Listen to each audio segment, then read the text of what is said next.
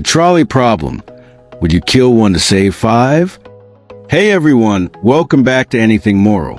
I'm Enoch, and today we're tackling one of the most famous and most uncomfortable thought experiments in all of philosophy, the trolley problem. Picture this. You're standing by the side of the tracks. A runaway trolley is speeding down the line, out of control. Straight ahead, 5 workers are tied to the main track. They can't escape. In seconds, the trolley will hit them and they'll die. But right next to you is a lever.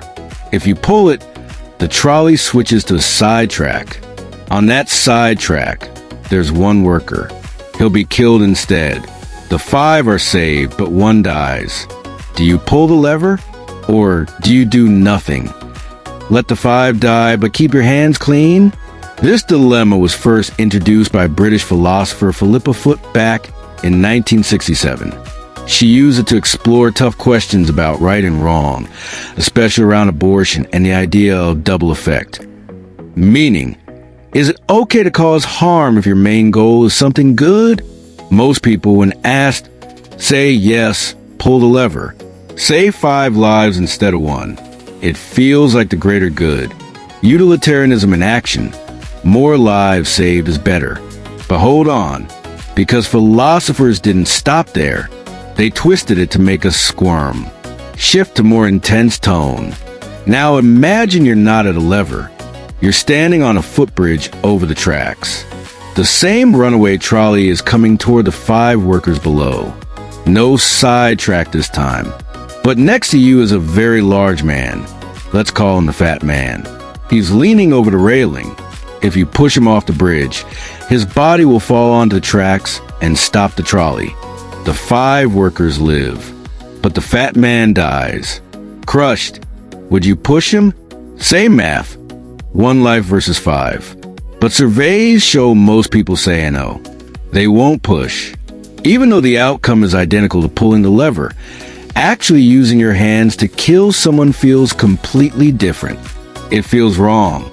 Judith Jarvis Thomson, who helped popularize and expand the problem in the 1970s and 80s, pointed this out. Why is flipping a switch okay for many, but shoving a person to their death isn't? Is it because one is letting die and the other is killing? Or because pushing uses the Fat Man as a tool, while switching tracks just redirects an existing threat? These differences mess with our heads. They show our morals aren't just cold calculations. They're shaped by intention, closeness, emotion, and whether we feel personally responsible. Fast forward to today, 2026. This isn't just philosophy anymore. Self-driving cars have to face versions of the trolley problem in real life. Imagine you're a passenger in an autonomous car going full speed. Suddenly, the road splits. To the left, 5 pedestrians crossing the street, a family with kids, an elderly woman. To the right, a solid concrete wall. If the car hits the wall, you, the passenger, likely die. But the 5 pedestrians are safe. Or the car swerves left, hits the pedestrians, saves you. What should the car's algorithm do? Program it to always save the most lives? Even if that means sacrificing its own passenger? Or program it to protect the owner first? No matter what? Companies like Tesla, Waymo, and others are wrestling with this right now. Lawsuits are already happening over crashes. Surveys, like the famous Moral Machine experiment, show answers change wildly depending on culture, age, country. In some places, people want the car to save children over adults. In others, save law-abiding people over jaywalkers. But here's the thing, no algorithm can please everyone. And in the real world, crashes aren't perfectly clean like the trolley setup. Cars can brake hard, reduce speed, or avoid a dilemma altogether if designed well. Many experts say the real focus should be preventing unavoidable harm, not deciding who dies when it can't be avoided. Reflective, closing tone. So what does the trolley problem really teach us? It shows we're not pure utilitarians. We care about how harm happens, who causes it, and whether we're using someone as a means to an end. It appears in everyday choices, too. A doctor deciding who gets the last ventilator. A leader in war sacrificing one squad to save many.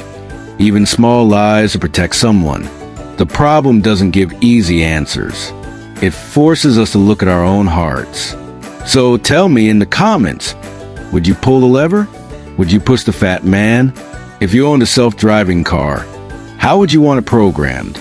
Be honest, no judgment here. If you got a personal moral dilemma or a twist on this one, drop it below.